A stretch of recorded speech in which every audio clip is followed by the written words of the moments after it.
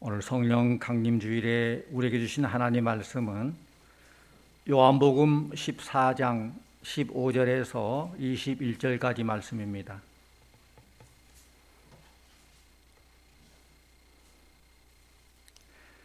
너희가 나를 사랑하면 나의 계명을 지키리라.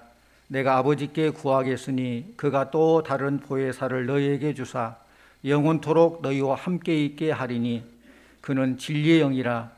세상은 능히 그를 받지 못하나니 이는 그를 보지도 못하고 알지도 못함이라. 그러나 너희는 그를 아나니 그는 너희와 함께 거하심이요 또 너희 속에 계시겠음이라.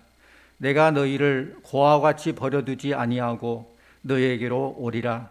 조금 있으면 세상은 다시 나를 보지 못할 것이로되 너희는 나를 보리니 이는 내가 살아있고 너희도 살아있겠음이라.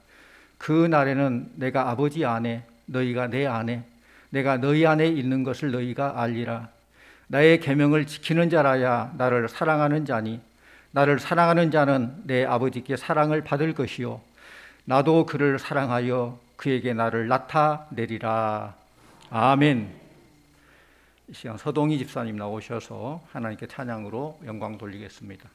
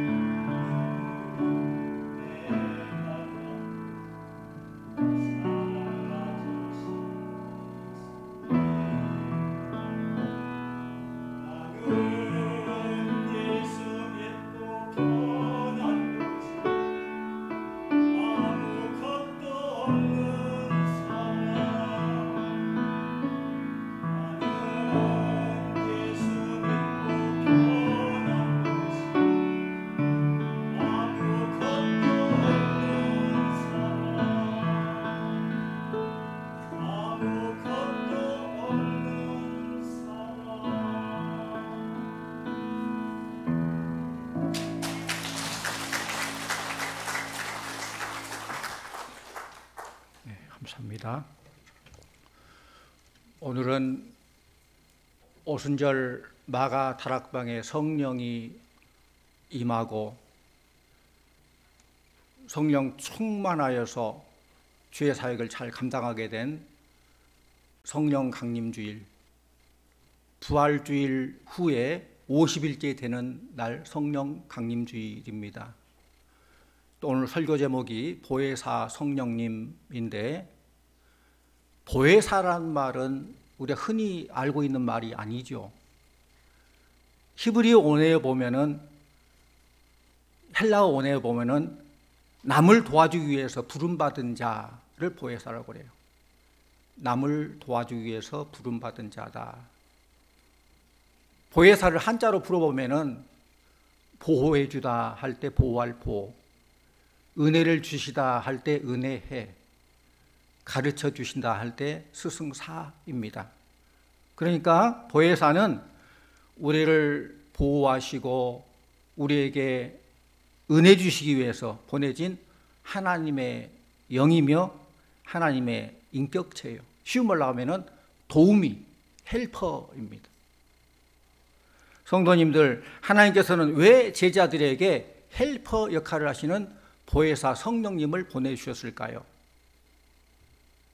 주님의 일, 하나님의 사역을 감당하기에는 제자들의 가지고 있는 능력이나 언어나 그들의 힘으로는 부족하기 때문에, 주의 일을 감당하기 위해서는 성령의 능력이 아니고는 안 되기 때문에 보혜사 성령님을 보내주셨습니다.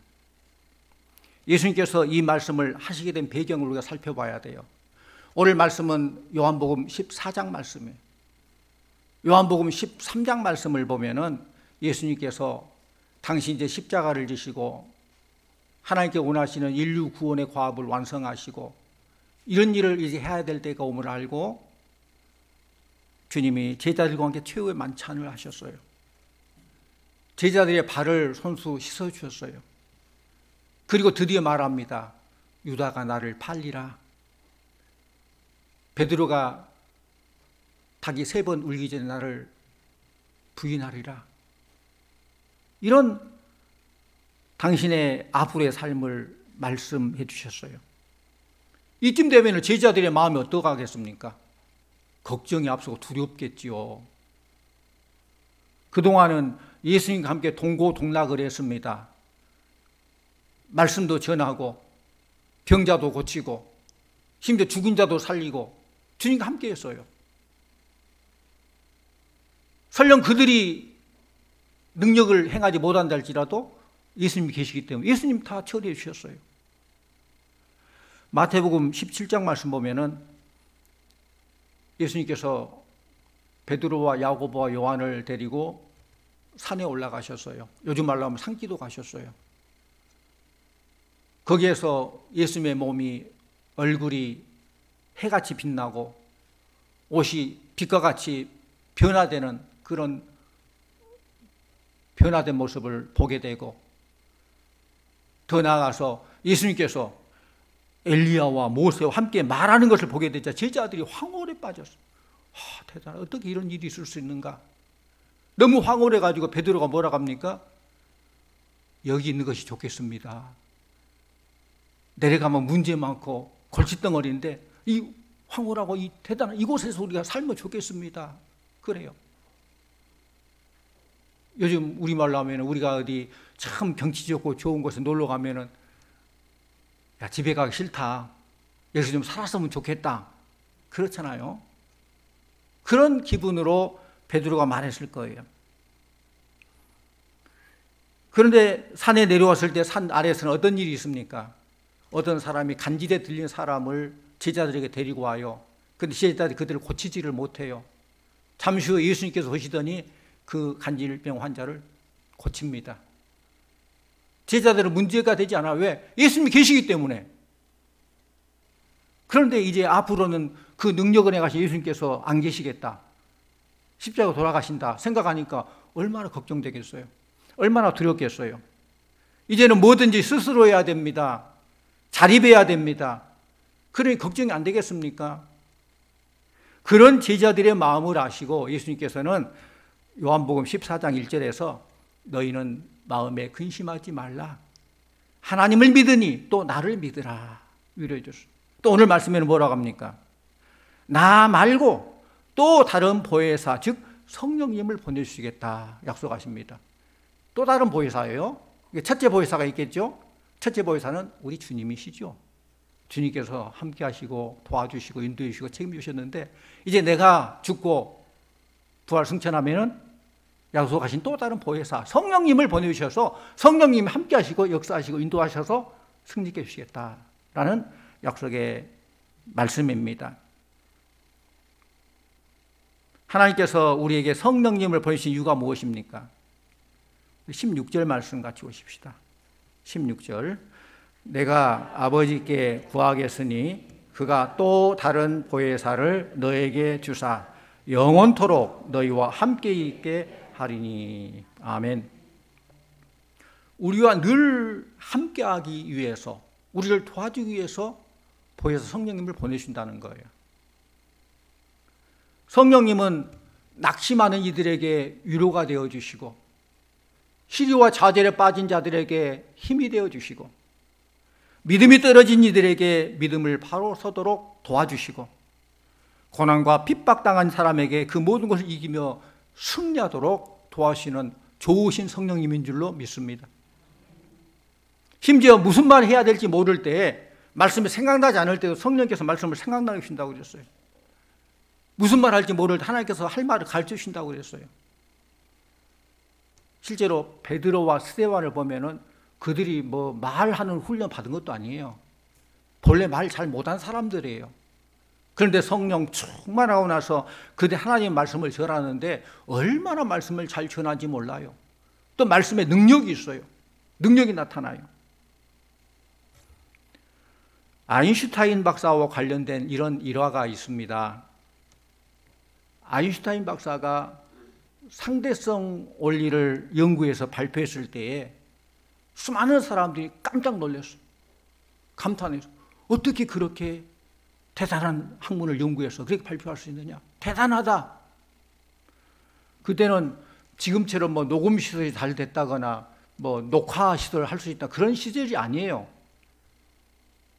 직접 그 사람이 찾아가서 강의를 하고 직접 본인이 찾아가 강의를 듣고 그렇게 알 수 있는 그런 때입니다. 그때 아인슈타인 박사는 그 상대성 원리를 발표해서 오라는 곳은 많고 몸은 하나이고 얼마나 바쁜지 몰라요. 대학교에서도 오라가고 고등학교에서 와서 강의해달라고 하고 기업체 연구실에서 와서 강의해달라고 하고,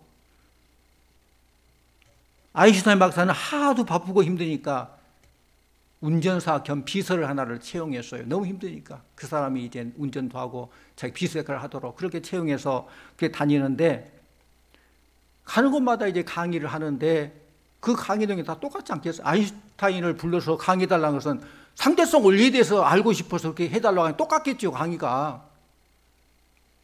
그 운전사 가만히 들어보니까 가는 것마다 똑같거든요. 한 30번을 강의를 들으니까 이게 다 외워버렸어요, 그 강의를. 기사가 뒤에서 다 외워버렸어요. 운전사가 매번 그렇게 따라다니고 그러다가 어떻게 보니까 아인슈타인 박사가 너무 지치고 힘들고 좀 안쓰럽게 해가지고 어느 날 강연하러 가는데 운전사가 당돌하게 이런 말을 합니다. 박사님, 오라는 곳은 많고 박사님 너무 지치고 힘든데 내가 강의하면 안 되겠어요? 한 30분 강의 들어보니까 다 외워버렸어요. 여러분도 그렇잖아요. 목사를 그냥 10년 이상 그렇게 설교 들으면 딱 하면은 그 다음 뭔 말 나올 거다 대충 알잖아요. 아인슈타인 박사 들으니까 참 재밌기도 하고 좀 당돌하기도 하고, 그래? 그럼 그렇게 하자고. 그렇게 해가지고 그날은 역할을 바꿨어요. 처음부터 아인슈타인 박사가 운전사가 운전을 하고 그 기사는 뒤에 앉아서 가고, 그때 알 게 뭐예요? 그때 사람들이 누가 아인슈타인이지 누가 뭐 기사인지 요즘처럼 유튜브가 있는 것도 아니고 뭐 알려진 것도 아니고 그래서 잘 몰라요. 그렇게 도착해서 이제 운전기사가 강단에 올라서 강의를 하는데 아인슈타인 박사는 뒤에 앉아서 강의를 듣는데 기가 막히는 거예요. 얼마나 강의를 잘하는지, 뭐 억양까지 제스처까지 자기가 똑같이 해요. 끝나고 나니까 사람이 박수를 우리가 치는데 자기한테 친 박수보다 더 크게 치는 거예요. 사람들이 반응이 그렇게 좋아요. 근데 문제가 생겼어요. 끝나고 내려오라니까 저 뒤에서 유명한 교수님이 질문이 있습니다 하고 질문을 하더래요. 큰일 났죠. 뒤에 있던 아이신스 박사가 막 가슴이 조마조마한 거예요. 그 기사가 알 게 뭐예요? 지금까지 강의 들은 것만 외워가지고 한 것뿐이지 질문 내용이 뭔지도, 답은커녕 질문 내용이 뭔지도 몰라요. 그 침착하게 있다가 이렇게 얘기하더래요. 아이고 박사님, 그런 질문은 너무 간단한 질문입니다. 그런 질문 정도는 우리 기사가 대답할 수 있어요. 우리 기사 앞으로 나와서 좀 대답 좀 해주세요. 누구예요? 실제 아인슈타인 박사예요. 그렇게 위기를 모면했다라는 것입니다. 그 유명한 진짜 아인슈타인 박사 뒤에 있으니까 걱정할 게 뭐가 있어요? 모르면 다 나와서 물어보면 되는 거예요. 성령님이 우리를 도와주시는데 뭐가 걱정되겠습니까? 주님이 함께 하시면은 지자들이 뭐가 걱정이겠습니까? 하나님이 성령으로 나와 함께 하시면은 나를 도와주시는 거예요. 성령님이 나를 도와주시는데 나에게 아무리 어려운 문제, 힘든 문제가 생겨도 그게 무슨 문제가 되겠어요?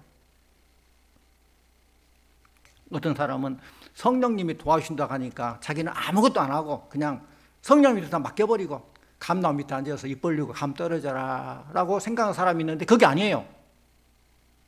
자기는 아무것도 하지 않고 성령께 모든 걸 맡겨서 해주기를 원하는, 그게 아니라는 거예요. 이미 들어서 알고 있겠지만은 설교 이해를 위해서 또 합니다. 알고 있어도 처음 들은 것처럼 들으시기를 바랍니다.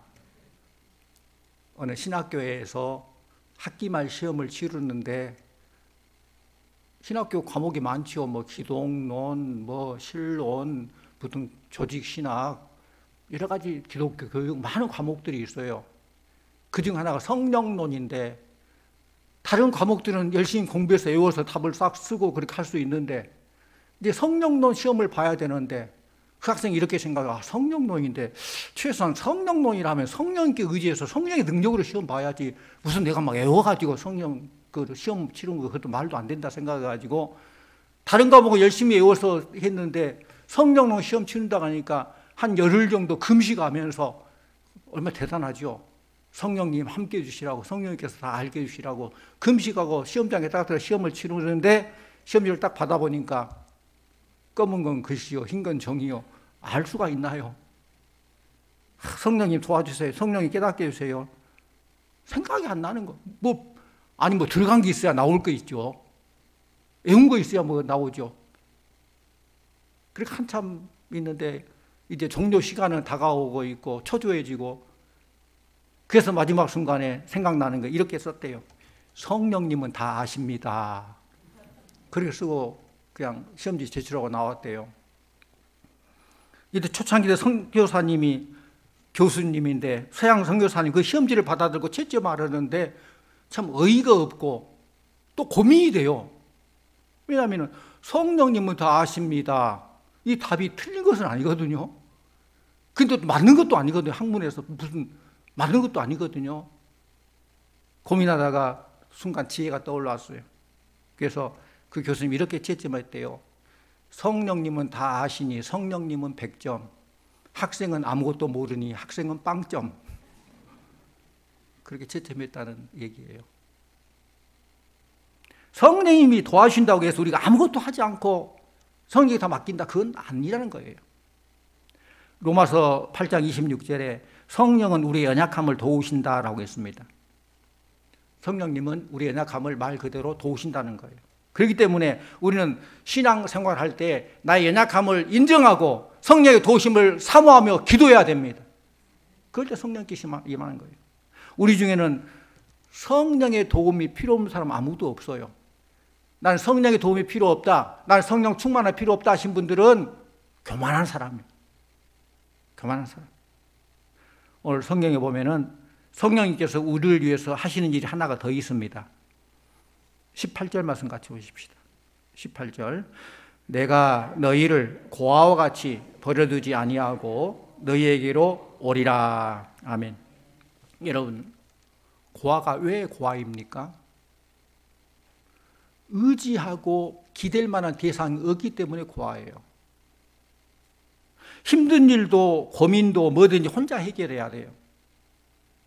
부모가 있는 아이들과 부모가 없는 고아의 차이가 바로 그것이죠. 부모가 있는 아이들은 부모님과 상의하면 돼요. 또 부모가 또 알아서 해주기도 해요. 그래서 부모가 있는 아이들은 별 걱정 없이 자랍니다. 그런데 부모가 없으면 뭐든지 혼자 해결해야 돼요. 성도님들, 우리의 영의 아버지인 하나님은 우리를 오늘 말씀처럼 고아같이 버려두지 않겠다라고 약속하십니다. 보혜사 성령님을 보내주셔서 우리를 도와주시겠다라고 약속하십니다. 저는 이 말이 얼마나 좋은지 몰라요. 너무너무 좋아요. 우리가 잘나고 똑똑해서 우리 힘으로 사는 것 아닙니다. 우리 눈에는 하나님이 잘 안 보이지만은 사실 우리가 사는 것은 하나님의 인도하심, 하나님의 살펴주심, 하나님의 은혜로 사는 것이지, 하나님의 은혜가 아니면, 하나님 인도하지 아니한다면은, 하나님 함께하지 않는다면은 한순간도 살 수 없는 존재가 우리 인간이에요. 우리는 연약하고 무능한 사람들로 성령님이 도와주지 않으면 안 됩니다. 우리는 한참을 알 수 없는 삶을 살아요. 그렇잖아요. 우리가 내일을 압니까? 2020년, 2021년 코로나가 이렇게 창궐하고 이렇게 힘들지 누가 알았습니까? 또 안다고 한들 우리가 뭐 방법이 있습니까? 그렇게 연약한 존재들이에요. 알 수도 없고 알아도 문제에 대한 해결책이 없고 연약한 존재들이에요. 미래를 예측한다고 예측하지만 그건 예측이에요. 사실이 아니에요. 일기예보도 마찬가지. 일기예보를 하죠. 많이 예측을 하고 그러지만은 그게 다 맞는 거 사실은 아니에요. 예측할 뿐이죠.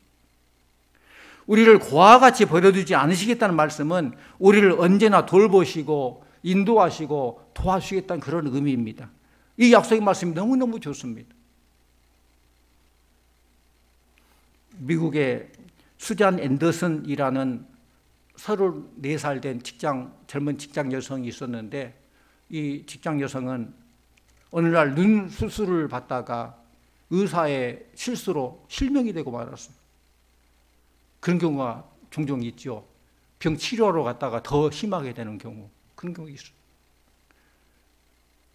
마음이 너무 괴롭고 1년 동안 치료를 받았지만은 크게 개선되지 않고 거의 실명 상태예요. 그래도 미국 직장 그런 환경이 좋아서 다시 복직을 하게 됐어요. 버스를 타고 직장에 다니는데 그 남편이 얼마나 좋은 남편인지 늘 그 아내를 격려해주고 위로해주고 함께 동행해주고 그 아내 직장 앞까지 데려다주고 또 자기는 돌아와서 반대편에 자기 직장 출근하고, 이 남편은 직업 군인인데 그렇게 마음이 좋은 그런 남편이에요. 그렇게 얼마 동안 했는데 하루는 남편이 이렇게 말하더랍니다. 여보, 당신도 알다시피 우리가 늘 이렇게는 할 수 없잖아. 어차피 당신도 언젠가는 혼자 다녀야 되는데 내일부터 혼자 직장에 나가면 안 될까? 그러더래요. 아내는 그 말이 맞기는 맞는데 너무너무 섭섭한 거예요. 배신감도 들고, 그래서 이를 악물고 남편 말대로 다음 날부터 내가 혼자 직장에 다니겠다. 그렇게 결단하고 그렇게 다짐했어요. 진짜 그 다음 날부터 하루 이틀 혼자 직장에 다닙니다. 하루 지나고 이틀 지나고 한 보름쯤 되니까 이게 조금 적응이 되는 거예요. 혼자도 할 만한 적응이 되는 거예요. 서러워서 눈물도 흘리고 그렇지만은 많이 익숙해졌습니다. 그런데 어느 날 그 버스 기사님이 자기가 이렇게 말하더래요. 부인은 참 좋겠습니다. 부럽습니다. 그래요. 부인 깜짝 놀랐죠. 아니, 저는 시각장애인입니다. 시각장애인 내가 뭐가 부럽다는 것입니까? 라고 반문했더니 그 기사 하는 말이, 부인이 여기 버스에서 내려서 저 사무실에 들어갈 때까지 저 밖에서 잘생긴 군인 아저씨가 매일 지켜보고 있었습니다. 그리고 당신이 들어갈 때 손을 흔들어 줍니다. 이 말도 부인이 깜짝 놀랐어요. 혼자 넘어지기도 하고 적응하고 그렇게 있는 줄 알았더니 알고 보니까 남편이 매일 아침에 자기와 같이 버스 타서 자기 뒷자리에 앉아가 다 지켜보고 있었던 거예요. 내 남편이 나를 내려놓고 뒤따라와서 나를 지켜보고 내가 잘 보이지 않는데도 나를 향해서 손을 흔들고 있었구나. 나는 혼자가 아니었구나 생각하니까 막 눈물이 앞을 가리는 거예요. 사랑하는 성도님들, 우리는 혼자가 아닙니다. 하나님이 성령으로 함께 하십니다. 나와 함께 하시고 나를 도우시는 성령님이 계십니다. 나의 등 뒤에서 나를 도우시는 주님이 함께 하신다는 거예요. 우리 나의 등 뒤에서 우리 찬양 좀 하시죠. 찬양 좀 하시죠. 나의 등 뒤에서 나를 도우시는 주님, 나의 인생길에서 지치고 고날 때도 늘 함께 하신 주님, 가사 생각하면서 찬양하십시다.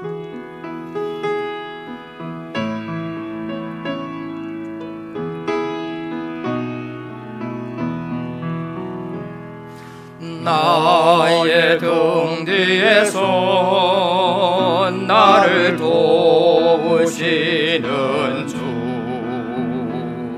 나의 인생길에서 지치고 고나요 들처럼 주저앉고 싶을 때 나를 밀어주시네.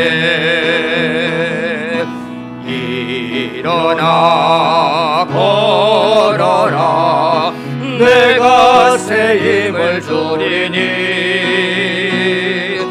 일어나 너 걸어라, 내 너를 도우리. 나의 등 뒤에서 나의 등 뒤에서 나를 도우시는 주,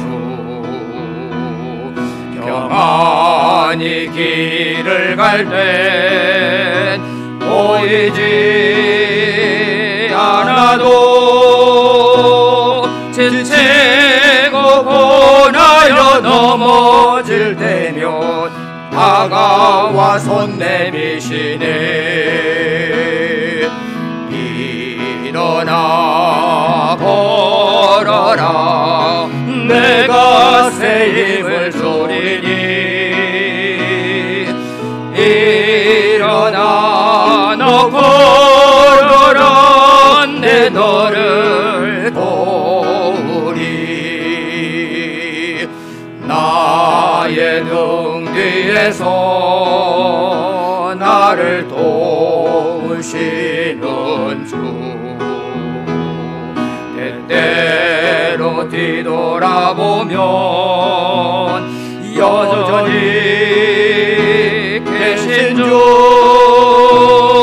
잔잔한 미소로 바라보시며 나를 재촉하시네. 일어나 걸어라, 내가 새 힘을 주리니. 일어나 너 걸어라, 내 너를 도우리. 할렐루야, 할렐루야. 사랑하는 성도님들, 보혜사 성령님이 우리를 고와 같이 버려두지 아니하시고 함께 하시겠다, 언제나 도와주시겠다 약속하십니다. 우리의 눈에 보이지 않는다고 하나님이 없는 분 아니에요.